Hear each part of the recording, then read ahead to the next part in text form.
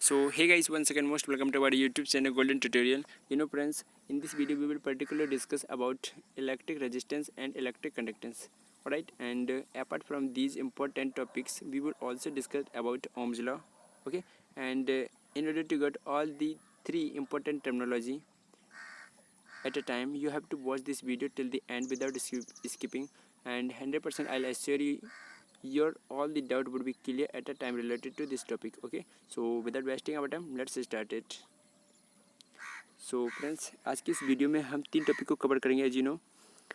वो तीन टॉपिक कौन कौन से फ्रेंड्स? पहला तो होगा हमारा ओम्स लॉ। क्या होगा? Ohm's law, isn't it. And second होगा हमारा क्या? रजिस्टिविटी। क्या होगा? रजिस्टिविटी। ओके, एंड जो सेकंड टॉपिक होगा वो होगा हमारा फ्रेंड्स कंडक्टिविटी। क्या होगा? कंडक्टिविटी। ओके फ्रेंड्स, रजिस्टिविटी को हिंदी में बोलते हैं प्रतिरोधकता। क्या बोलते हैं? प्रतिरोधकता। ओके, इसको फ्रेंड्स हिंदी में बोलते हैं प्रतिरोधकता, है ना। और जो हमारा कंडक्टिविटी होता है फ्रेंड्स, ओके, कंडक्टिविटी को बोलते हैं चालकता। क्या बोलते हैं? चालकता। Okay, so take a screenshot. Okay, now see friends, सबसे पहले हम पढ़ेंगे ओम्स लॉ। क्या पढ़ेंगे? Ohm's law.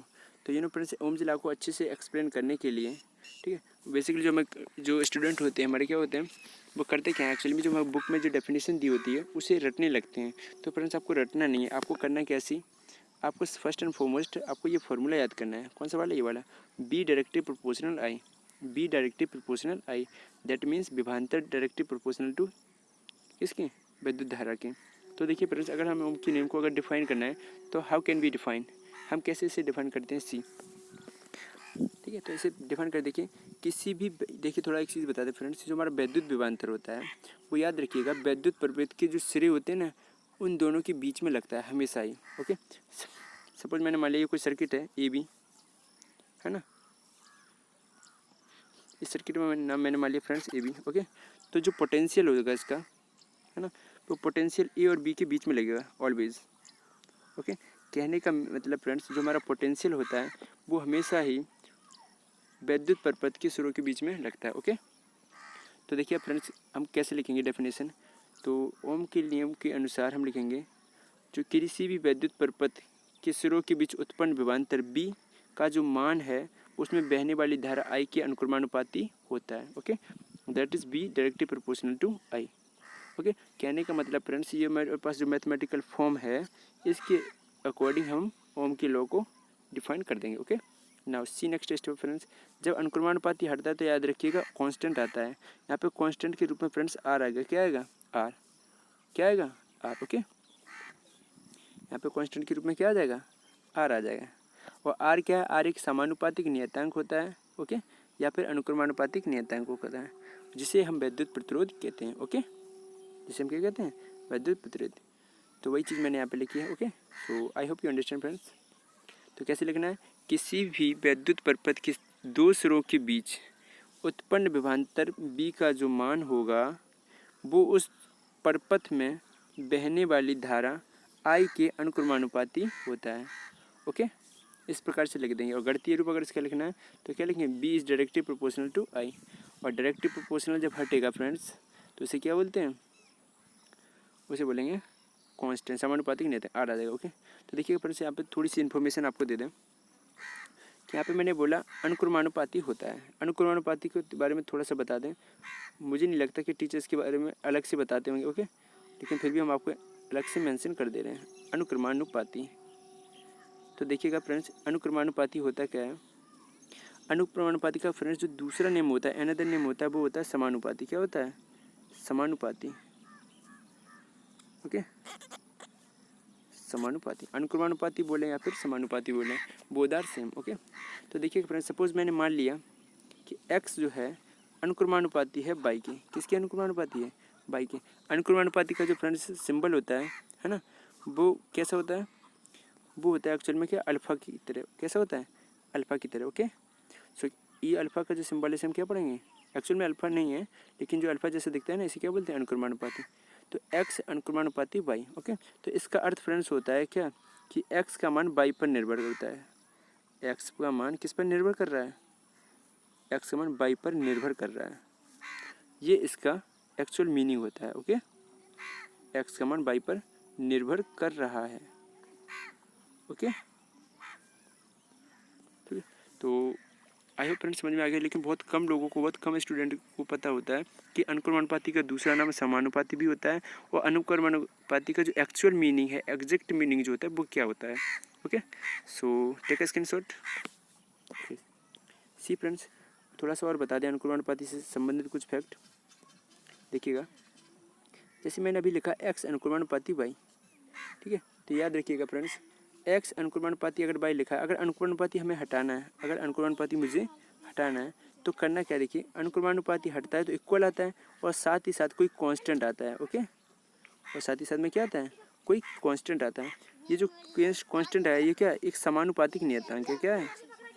समानुपातिक नियतांक। ओके, समानुपातिक नियतांक। ओके, सो याद रखिएगा फ्रेंड्स, जब भी हमारा अनुक्रमानुपाती साइन हटता है तो क्या आता है, इक्वल आता है, और साथ ही साथ में क्या आता है, कांस्टेंट आता है। ओके, तो एक्स इक्वल टू क्या हो जाएगा, के इंटू वाई, और के क्या है, जहाँ हमारा क्या एक समानुपातिक नियतांक है। ओके, नाउ सी, अगला फैक्ट बता दें फ्रेंड्स अनुक्रमानुपाती के बारे में, कि सपोज बाय द वे अगर एक्स का मान वाई पर निर्भर करता है, अर्थात X is directly proportional to Y, Hindi में बोल लें तो एक्स अनुक्रमानुपाती वाई। ओके, तो अगर याद रखिएगा friends X is directly proportional Y है, तो इसे दूसरे तरीके से कैसे और लिखा जाता है, याद रखिएगा friends X is directly proportional Y को लिखा जा सकता है x2 over x1 and y2 over y1, इसे ऐसे भी लिखा जा सकता है। ओके, सो याद रखिएगा फ्रेंड्स इसे ऐसे भी लिखा जा सकता है, बहुत कम लोगों को पता होता है। ओके, और ऐसा कोई ऐसा चैप्टर नहीं है फिजिक्स में जो अनुक्रमानुपाती को अच्छे से डिफाइन किया हो, है ना। नाउ सी, अगला स्टेप बता दें फ्रेंड्स आपको, अगर friends by the way X inversely proportional Y है, क्या है, X is inversely proportional to Y. Okay, तो इसे कैसे लिखेंगे फ्रेंड्स, सी x2 ओवर x1, क्योंकि इन्वर्सली प्रोपोर्शनल है ना, तो इसे लिखेंगे y1 बटे y2, है ना। Okay, so remember this.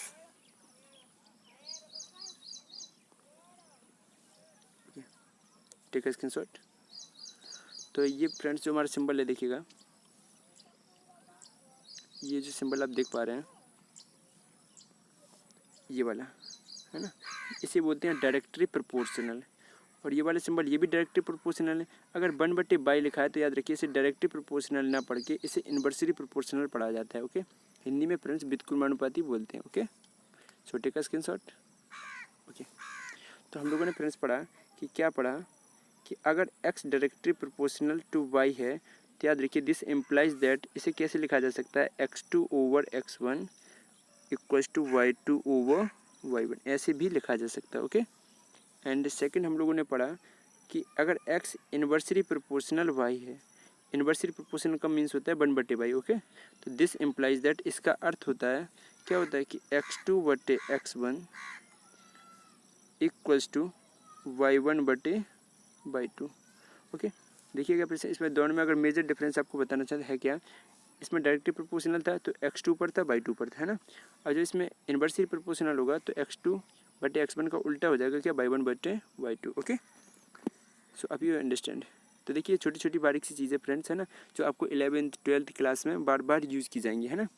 तो वेल इसमें का यूज़ जो है 10th क्लास में भी है ना। सो टीचर्स इसके बारे में मेंशन नहीं करते हैं, तो इसलिए मैंने सोचा चलिए बता देते हैं, है ना। So take a screenshot now. So I hope friends ये वाली चीज़ आपको समझ में आ गई होगी, है ना। तो चलिए अब अपने टॉपिक पे आते हैं।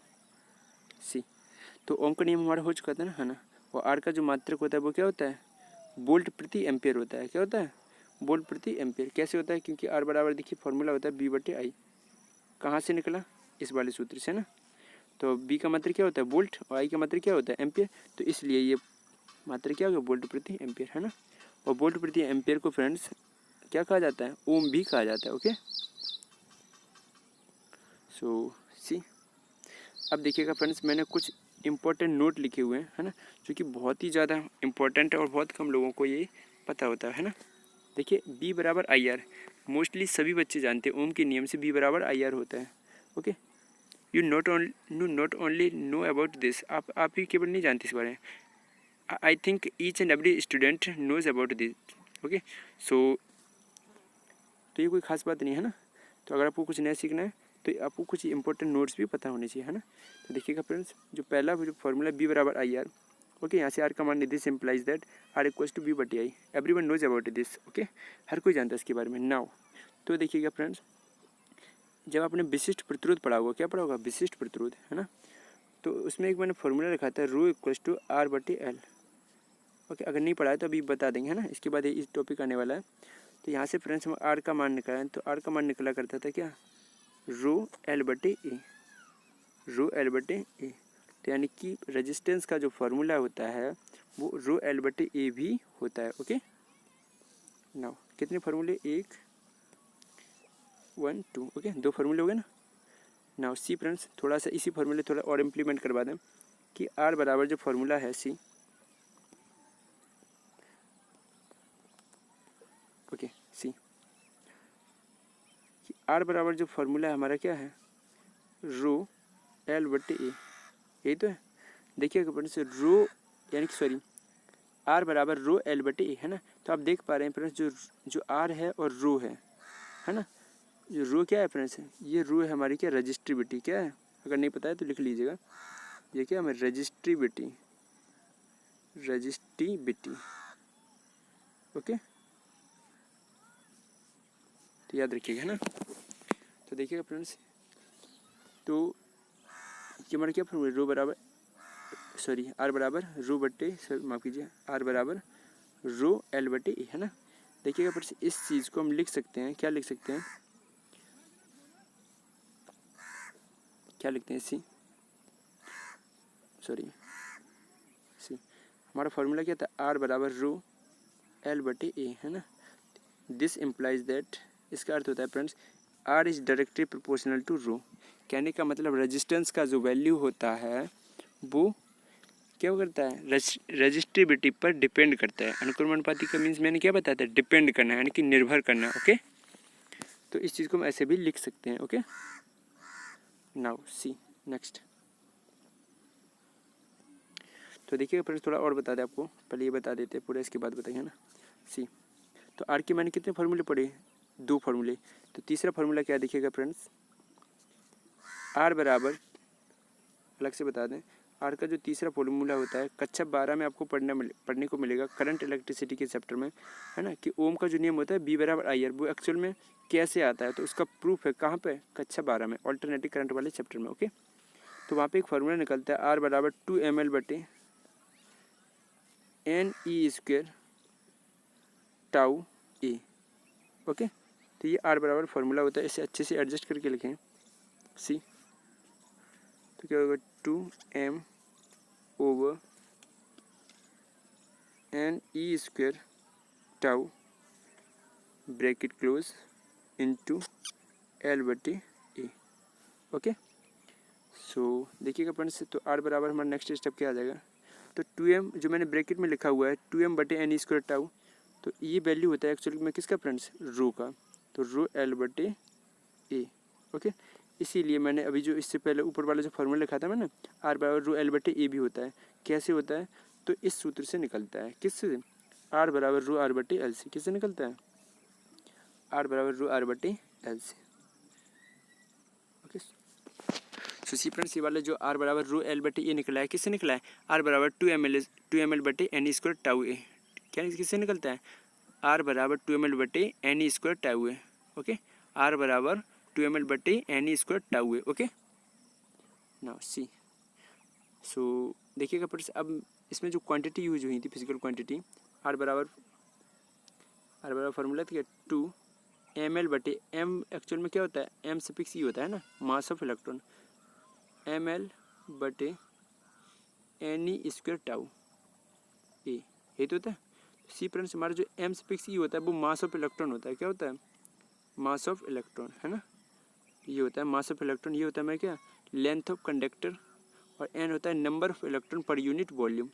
ध्यान दीजिए friends, N number of electron होता है, लेकिन कब होता है, पर यूनिट वॉल्यूम। ओके, तो एन क्या हमारा number of electron per unit volume. E क्या है, चार्ज ऑन इलेक्ट्रॉन, ओके। और चार्ज ऑन इलेक्ट्रॉन का वैल्यू कितना होता है, 1.6 into 10⁻⁻⁹ coulomb, okay. And tau हमारा क्या होता है, रिलैक्सेशन टाइम, है ना। और रिलैक्सेशन टाइम हिंदी में बोलते हैं क्या, श्रांति काल, ओके। एंड ई होता है हमारा क्या, ये होता है हमारा area of cross section, Hindi में बोलते हैं अनुप्रस्थ काट का क्षेत्रफल, ओके। नाउ देखिए फ्रेंड्स, जो मैंने अभी एन के बारे में आपको बताया, थोड़ा अलग से हाईलाइट कर देते हैं, सी, ठीक है। एन क्या, हमारा number of electron per unit volume. याद रखिएगा, पर यूनिट वॉल्यूम में कितने इलेक्ट्रॉन बाय डिफॉल्ट पाए जाते हैं, तो remember friends 10⁻29 electron by default पाए जाते हैं, कितने, 10⁻29। तो आप समझ रहे हैं करोड़ों की संख्या में होगा ना, करोड़ों छोड़ अरबों की संख्या में होगा ना, तो क्योंकि इतने बहुत ही छोटे होते हैं, okay. So remember this fact.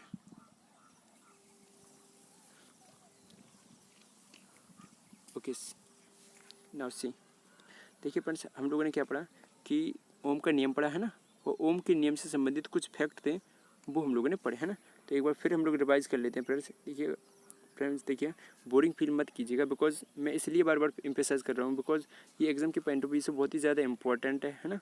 तो अगर मान सपोज अगर नहीं भी आता है ना, तो अगर आप थोड़ा स्मार्ट बनना चाहते हैं अन्य स्टूडेंट की अपेक्षा, तो आपको ये सब चीज़ें आनी चाहिए, ओके। वैसे ओम का नियम B=IR तो सभी को आता है जी, है ना। सी, तो हम लोगों ने क्या पढ़ा, आर का जो फार्मूला होता है फ्रेंड्स क्या होता है, B/I भी होता है, हाँ जी होता है ना। तो देखिएगा अगला फार्मूला, आर बराबर मैंने एक फार्मूला और बताया था, क्या होता है, ρL/A भी होता है, हाँ जी ये भी होता है ना।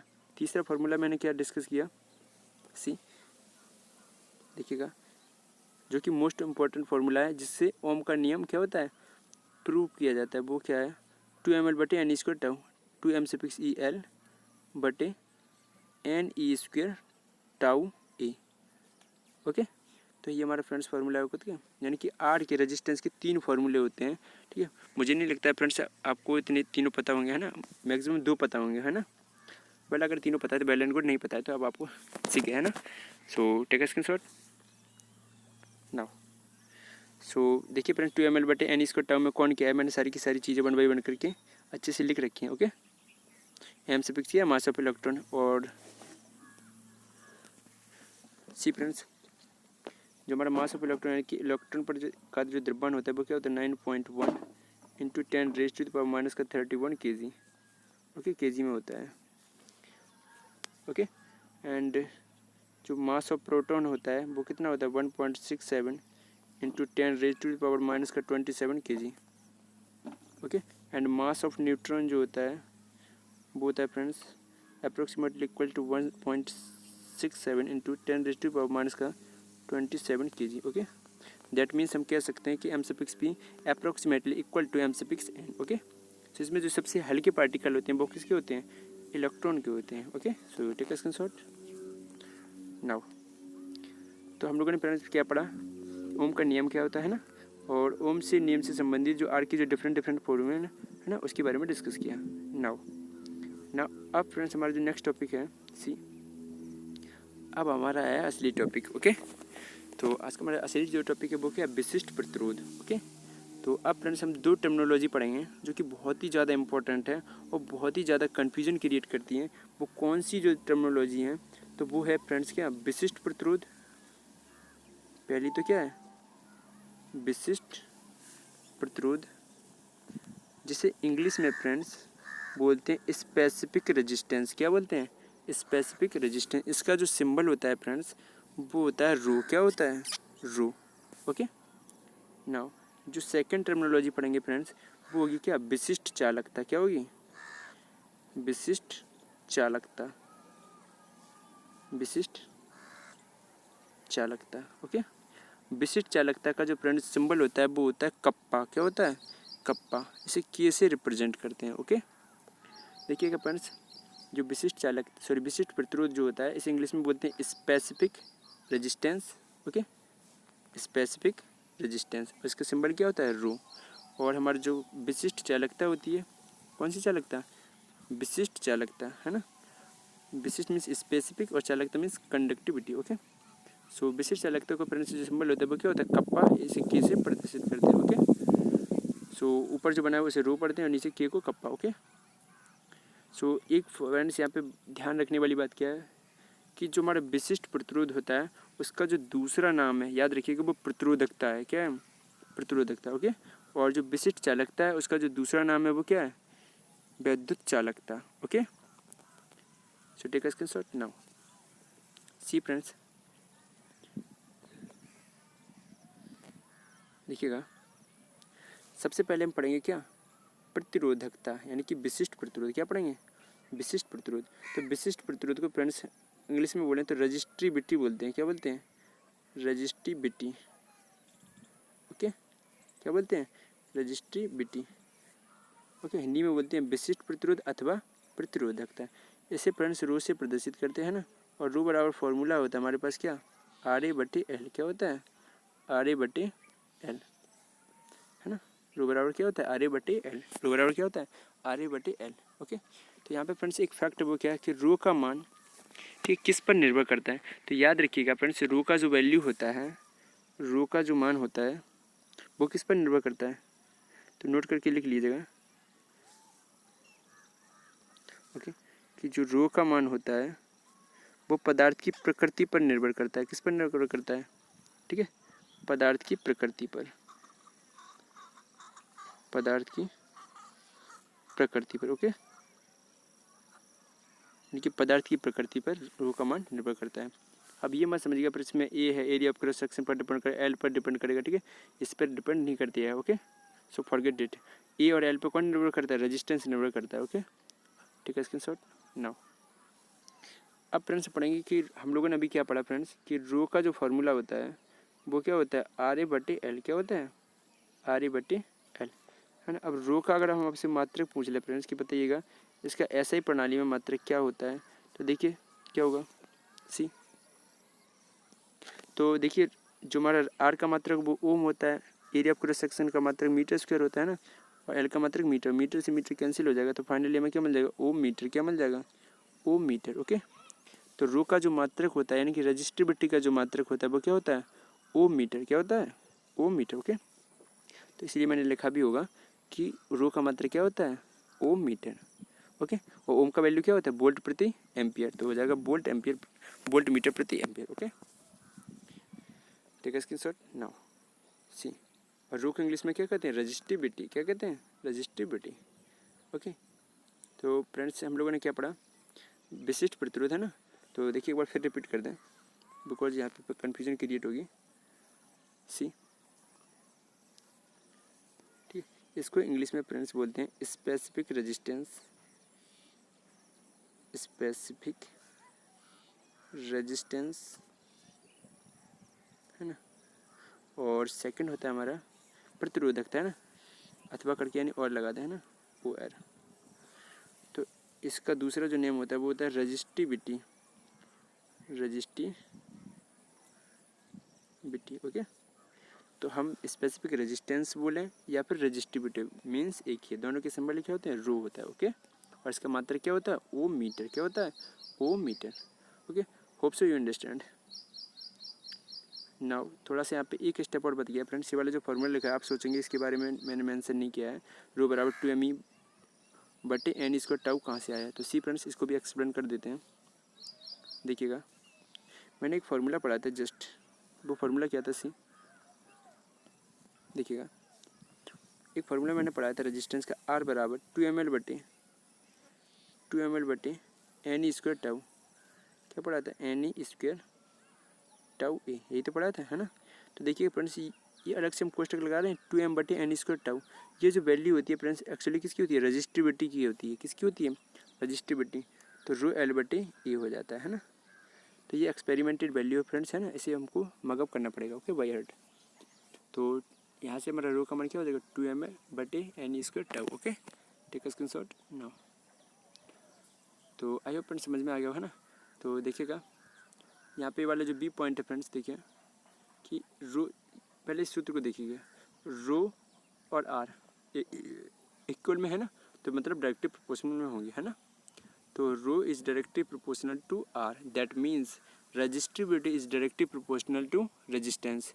इसका अर्थ होता है फ्रेंड्स, अगर रजिस्टिविटी का मान बढ़ेगा तो रेजिस्टेंस मान भी बढ़ेगा, और रेजिस्टिविटी का मान घटेगा तो रेजिस्टेंस का मान भी घटेगा। ओके, या फिर उल्टा बोलें, रेजिस्टेंस का मान बढ़ेगा तो रेजिस्टिविटी का मान भी बढ़ेगा, है ना, और रेजिस्टेंस का मान घटेगा तो रेजिस्टिविटी का भी मान घटेगा। Okay, so I hope friends ये आपको विशिष्ट प्रतिरोध के बारे में अच्छे से समझ में आ गया होगा। ओके ना, तो चलिए विजिट करते हैं अब नेक्स्ट टर्मिनोलॉजी पर। वो नेक्स्ट टर्मिनोलॉजी क्या है? विशिष्ट चालकता। ओके, क्या है विशिष्ट चालकता? सो सी फ्रेंड्स, पहले थोड़ा इंग्लिश में बता दें इस भाई साहब को क्या कहते हैं। तो इस भाई साहब का इंग्लिश में जो नेम है वो है स्पेसिफिक कंडक्टेंस। क्या बोलते हैं? Specific conductance. ओके, विशिष्ट चालकता, यहाँ पे कंडक्टेंस है फ्रेंड्स, है ना नाउ। और या फिर स्पेसिफिक कंडक्टेंस का जो फ्रेंड्स दूसरा नेम होता है, अनदर नेम होता है, देखिए वो क्या होता है? कंडक्टिविटी। क्या होता है? कंडक्टिविटी। ओके, तो देखिए फ्रेंड्स अभी हम डेफिनेशन वगैरह कुछ नहीं लिख रहे हैं, है ना कोई फॉर्मूला लिख रहे हैं, अभी हम क्या जान रहे हैं? इंग्लिश जान रहे हैं। ओके, फ्रेंड्स आप सोच रहे होंगे कि आप क्लास 10th में सपोज हम हिंदी मीडियम से बिलोंग कर रहे हैं तो इंग्लिश की हमें क्या रिक्वायरमेंट है? तो याद रखिएगा फ्रेंड्स, बेशक आप लोग ऑफकोर्स आप हिंदी मीडियम से बिलोंग करते हैं, लेकिन अगर आपको इंग्लिश नहीं आती है ना तो आपका कोई इंपॉर्टेंस नहीं है, कोई सिग्निफिकेंस है। Okay, so well that doesn't matter that you are studying in Hindi medium, और still you should know the English terminology. Okay, because the student which belong to the English medium, they have a special quality. Okay, suppose दो student खड़े हैं ना, अब एक English medium को belong कर रहा है और एक हिंदी मीडियम को, तो आपको इंपॉर्टेंस कम दी जाएगी। ओके, बिकॉज आज का ये टाइम आ गया है कि अगर आपको इंग्लिश नहीं आती, आपको कितना भी अच्छा मैथ हो, कितनी भी अच्छी फिजिक्स हो, है ना, तो आपका कोई इंपॉर्टेंस नहीं है। ओके, सो इसलिए फ्रेंड्स आपको इंग्लिश टर्मिनोलॉजी पे भी ज़्यादा फोकस करना चाहिए। ओके, नाउ सी, तो देखिए फ्रेंड्स मैंने बताया कि विशिष्ट चालक तो इंग्लिश में स्पेसिफिक कंडक्टेंस कहते हैं अथवा कंडक्टिविटी कहते हैं। जैसे कि अभी हम लोगों ने ऊपर जस्ट हम लोग क्या पढ़ा था? विशिष्ट प्रतिरोध। विशिष्ट प्रतिरोध को फ्रेंड्स हम लोग कहा करते थे क्या? Specific resistance. ओके, और करके मैंने लिखा था रजिस्ट्रीबिलिटी। क्या लिखा था? रजिस्ट्रीबिलिटी। ओके, सेम भी यहाँ पे भी स्पेसिफिक कंडक्टेंस और कंडक्टिविटी। ओके, नाउ सी, तो चलिए फ्रेंड्स इसे भी हम बारी बारी से समझ लेते हैं। तो आप पहला फॉर्मूला देख पा रहे होंगे फ्रेंड्स कि जो हमारा विशिष्ट चालकता जो है फ्रेंड्स, विशिष्ट चालकता, इसका जो सिंबल है वो एक्चुअली क्या है? कप्पा है। क्या है? कप्पा। ओके, कप्पा जो होता है फ्रेंड्स, जो विशिष्ट प्रतिरोध हम जो ऊपर पढ़ के आए हैं रो, उसका जस्ट क्या होता है? अपोजिट होता है। ओके, दैट मीन्स हम कह सकते हैं जो कप्पा का जो वैल्यू होता है, यानी कि कंडक्टिविटी का जो वैल्यू होता है, वो रजिस्टिविटी के इन्वर्सली प्रोपोर्शनल होता है। कह सकते हैं ना, ऑफकोर्स वी कैन से, हाँ जी कह सकते हैं। ओके, तो कहने का मतलब हमारा जो विशिष्ट चालकता है उसे कप्पा से प्रदर्शित करते हैं, है ना। के का जो वैल्यू होता है वो रजिस्टिविटी के जस्ट क्या होता है? इन्वर्स होता है ना। तो यानी कि के बराबर 1/रो। तो रो का मान क्या होता है? RA/L। रो का मान क्या होता है? RA/L। देखिए बता देते हैं फॉर्मूला कैसे आया, ये तो आप कन्फ्यूज होंगे, है ना। सी, इसके जो पीछे एक्सप्लेनेशन है, तो फ्रेंड्स देखिए रो बराबर मैंने फार्मूला पढ़ाया था आपको, रो बराबर फार्मूला होता है RA/L। क्या होता है? RA/L, यही तो होता है। नाउ अब हमें कप्पा बराबर फार्मूला चाहिए फ्रेंड्स 1/रो। क्या चाहिए? 1/रो। तो 1/रो, रो का मान कितना है? RA/L, है ना, RA/L। तो ये L उठ के कहाँ चला जाएगा? ऊपर। तो इस प्रकार से हमारा फार्मूला बन जाता है L/RA। क्या बन जाता है? L/RA। Okay, so take screenshot. तो इसके पीछे जो एक्सप्लेनेशन था फ्रेंड्स मैंने वो दे दिया, है ना। तो यानी कि जो विशिष्ट चालकता होती है, जिसे मतलब जिसका जो सिंबल होता है वो कप्पा होता है, वो क्या होता है? रजिस्ट्रिबिलिटी के जस्ट अपोजिट होती है। दैट मीन्स हम कह सकते हैं फ्रेंड्स जो हमारी कंडक्टिविटी होती है, जो हमारी कंडक्टिविटी होती है फ्रेंड्स, कंडक्टिविटी, है ना, कंडक्टिविटी क्या होती है? कप्पा। वो डायरेक्टली प्रोपोर्शनल होती है रजिस्टिविटी के, किस, सॉरी माफ़ कीजिएगा, इन्वर्सली प्रोपोर्शनल ना, 1/रजिस्टिविटी,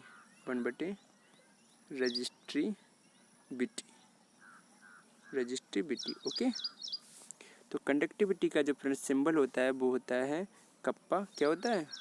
कप्पा। और रजिस्टिविटी का जो सिंबल होता है वो होता है रो।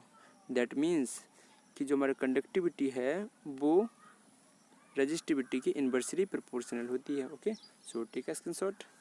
सो आई होप फ्रेंड्स आपको ये कंडक्टिविटी समझ में आ गई होगी। देखिए फ्रेंड्स, आप सोच रहे हैं वो एक ही चीज़ को बार बार रिपीट कर रहे हैं। देखिए friends, because I know very well this topic is really confusable, that's why I am repeating again again so that you are not able to forget this again, ताकि आप दोबारा इस चीज़ को ना भूलें। That is the reason I am repeating this again and again. Okay, so I hope friends समझ में आ गया है ना। सो सी, अब हम लोग क्या पढ़ेंगे, कप्पा का मात्रक क्या होता है ना। तो देखिएगा फ्रेंड्स, आप रो का मात्रक तो जानते हैं ना। रो का मात्रक ओम मीटर होता है। क्या होता है? Ohm metre. रो का मात्रक क्या होता है? ओम मीटर, है ना, ओम मीटर, है ना। ये ओम का सिंबल होता है फ्रेंड्स, है ना। अब हमें चाहिए क्या, कप्पा का मात्रक। क्या चाहिए? कप्पा का मात्रक। तो कप्पा का मात्रक फ्रेंड्स अगर आपको पता करना है तो इसका सूत्र क्या होता है, 1/रो, है ना। तो 1/रो का मात्रक, यानी कि कंडक्टिविटी का अगर आपको यूनिट चाहिए तो आपको रजिस्टिविटी का यूनिट आना चाहिए ना। अगर नहीं पता तो इसके पीछे स्किप करके देख सकते हैं ना। सी, तो 1/, जब 1/रो का मात्रक क्या रख दें, ओम मीटर। ओम और मीटर जब ऊपर आएगा फ्रेंड्स तो क्या बन जाएगा, ohm inverse dash metre inverse. B dash का मीन्स होता है into. Okay, so hope so you understand friends. See, brush change कर लेते हैं। ओके, ओम इनवर्स है ना, ओम इनवर्स और मीटर इनवर्स। ओके, अब देखिए कि यहाँ पे फ्रेंड्स ध्यान देने वाली क्या बात है कि जो हमारा ओम इनवर्स है ना, ओम इनवर्स को मेहो भी कहा जाता है। क्या कहा जाता है? ओम इनवर्स को मेहो। मेहो का जो सिंबल होता है ओम का उल्टा होता है। ओके, इसे पढ़ते हैं महो। क्या पढ़ते हैं? महो। ओके, तो इस प्रकार हम फ्रेंड्स कह सकते हैं। सी, देखिए क्या कह सकते हैं, जो यहाँ पे ओम इनवर्स लिखा हुआ है फ्रेंड्स। सी, ओके, यहाँ पे जो ओम इनवर्स लिखा है, ओम इनवर्स को हम लिख देंगे महो। क्या लिख देंगे? Mho dash metre inverse, dash metre inverse. तो इस प्रकार से हम लोगों ने फ्रेंड्स जाना कि कप्पा का मात्रक ओम इनवर्स मीटर इनवर्स भी हो सकता है अथवा महो मीटर इनवर्स भी हो सकता है। क्यों हो सकता है? तो इसके पीछे क्या रीज़न है, बताइएगा क्या रीज़न है। तो इसके पीछे जो रीज़न है, क्योंकि हम जानते हैं ओम इनवर्स को महो भी कहा जाता है। ओके, ओम, ओम का स्पेलिंग क्या होता है? OHM, है ना। OHM को उल्टा कर दें MHO, यानी कि महो, है ना। So take a screenshot. Okay, so I hope friends ये वीडियो आपको समझ में आ गया हो ना। तो इस यानी कि इस वीडियो में हम लोगों ने स्पेशली 2 टर्मिनोलॉजी पढ़ी। ओम का नियम तो सभी लोग जानते हैं ना, तो इसका क्विक भी कर लेते हैं। सी, तो इस वीडियो में बेसिकली फ्रेंड्स हम लोगों ने क्या पढ़ा, 3 चीज़ें पढ़ी। ठीक है, एक तो पढ़ा हम लोगों ने ओम का नियम। क्या पढ़ा? ओम का नियम। और दूसरा पढ़ा क्या, विशिष्ट प्रतिरोध और विशिष्ट चालकता। ओके, ओके फ्रेंड्स, अब देखिएगा थोड़ा, देखिएगा जब विशिष्ट प्रतिरोध विशिष्ट चालकता पढ़ लेंगे ना तो उसके बाद 100% आपको कन्फ्यूजन होगी। अभी नहीं होगी रिसेंटली तो 2 दिन बाद होगी, 2 दिन बाद नहीं होगी तो 10 दिन बाद होगी। ठीक है, अगर फ्रेंड्स देखिएगा जब 2 चीज़ आप एक साथ पढ़ते हैं जिसमें थोड़ा सा लगता है कि थोड़ा सिमिलरिटी है तो 100% वहाँ पे कन्फ्यूजन क्रिएट होना स्पॉन्टेनियस है। तो इस कन्फ्यूजन से दूर होने के लिए फ्रेंड्स आपको तुलनात्मक अध्ययन कर लेना चाहिए। ओके, क्या करना चाहिए? Comparison study. ठीक है, तो कंपैरिजन स्टडी कर लेंगे तो आप क्या होगा, अपने जितने भी डाउट होंगे वो क्लियर हो जाएंगे। ओके, सो सी, ओके, तो सी फ्रेंड्स देखिए इस कन्फ्यूज़न को दूर करने के लिए, ओके, तो कन्फ्यूज़न से छुटकारा पाने के लिए हम लोग क्या करेंगे, तुलनात्मक अध्ययन करेंगे, है ना। तो तुलनात्मक अध्ययन के लिए मैंने एक टेबल क्रिएट कर लिया है ना। तो एक तरफ मैंने लिखा है रजिस्टिविटी जिसे हम रो से रिप्रेजेंट करते हैं, और दूसरी तरफ लिखा है मैंने क्या, दूसरी तरफ लिखा मैंने कंडक्टिविटी जिसे हम कप्पा से प्रदर्शित करते हैं। ओके, और फ्रेंड्स जो पहला पॉइंट मैंने लिखा है वो क्या है, जो रजिस्टिविटी का जो फॉर्मूला होता है वो क्या होता है, RA/L। क्या होता है? RA/L, है ना। अगर इसके मात्रक का बात करें कि फ्रेंड्स इसका मात्रक क्या होता है, तो सी फ्रेंड्स इसका मात्रक होता है ओम मीटर। क्या होता है? Ohm metre. कैसे होता है तो आप फॉर्मूले में प्लेस करके निकाल सकते हैं ना, और मैंने एक्सप्लेन भी किया है। ओके, एंड अब अगर कप्पा का मात्रक पूछे ना तो क्या हो जाएगा, उल्टा हो जाएगा ना, यानी कि ओम इनवर्स मीटर इनवर्स। क्या हो जाएगा? ओम इनवर्स मीटर इनवर्स, है ना। तो ओम इनवर्स को महो भी कहा जाता है, और तीसरा पॉइंट देखिएगा सी। सो सी पॉइंट क्या है, देखें यहाँ पे हम बोल सकते हैं फ्रेंड्स जो रेजिस्टेंस का जो वैल्यू होता है वो डायरेक्टली प्रोपोर्शनल होता है किसके, रजिस्टिविटी के। रेजिस्टेंस का जो वैल्यू होता है वो किसके डायरेक्टली प्रोपोर्शनल होता है, रजिस्टिविटी के। दैट मीन्स कि अगर हम रेजिस्टेंस का मान बढ़ाएंगे, इसका अर्थ क्या होता है फ्रेंड्स, देखिएगा एक्सप्लेन कर दें। अगर हम रेजिस्टेंस का मान बढ़ाते हैं, ओके, अगर रेजिस्टेंस का मान हम बढ़ाते हैं तो फ्रेंड्स रजिस्टिविटी का भी मान बढ़ेगा, ओके। एंड बाय द वे अगर हम बढ़ाने की बजाय अगर रेजिस्टेंस का मान घटाते हैं, अगर रेजिस्टेंस का मान हम लोग घटाते हैं, ओके, अगर रेजिस्टेंस का मान फ्रेंड्स हम लोग घटाते हैं, ओके, तो हमारी रजिस्टिविटी का भी मान घटेगा। ये इसका क्या होता है, मीन्स होता है, ओके, डायरेक्टली प्रोपोर्शनल का। और सेम भी इसमें देखिएगा, सी पॉइंट सी,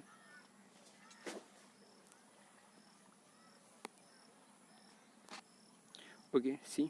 तो अगर इसमें लिखना चाहें फ्रेंड्स, देखिएगा इसमें जो कप्पा की जो वैल्यू होगी, है ना, जो कप्पा की जो वैल्यू होती है फ्रेंड्स, वो क्या होगा, रेजिस्टेंस की इन्वर्सली प्रोपोर्शनल होगी, ओके, फॉर्मूले के according, okay. So take a screenshot. So I hope friends ये वीडियो आपको समझ में आएगा, है ना।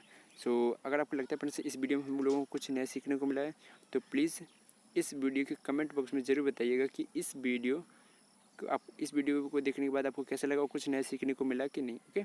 अगर आपको कुछ नया सीखना है तो please like share and subscribe and don't forget to share this video to your friends as well, okay. So well, thank you so much for watching and keep learning friends.